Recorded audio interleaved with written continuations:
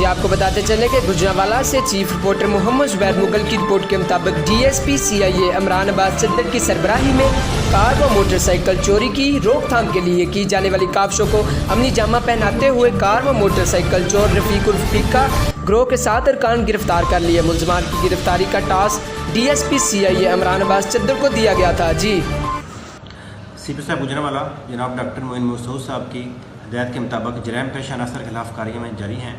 इसी सिलसिला में कार और मोटरसाइकिल चोर रफीक गैंग को गिरफ्तार किया गया है, जिसके जो कि तकरीबन 7 अफराद पर मुश्तमिल है, जिनसे 2 गाड़ियाँ और कुछ नकदी और मोटरसाइकिल बरामद किए गए हैं। इन्होंने सिटी कामों की पीपल्स कॉलोनी बागबानपुरा इन एरियाज़ को मोटरसाइकिल और कार चोरी के सिलसिले में टारगेट किया हुआ था। इनसे के जो रिसीवर हैं जहाँ ये गाड़ियाँ और मोटरसाइकिल डिस्पोज करते रहे हैं, डेरा इस्माइल खान और पेशावर, उनके लिए कोशिश की जा रही है। उनको पकड़ के मज़ीद रिकवरियाँ की जाएंगी और मज़ीद रिकवरियाँ और मोटरसाइकिल कारें मुद्दों तक लुटाई जाएंगी।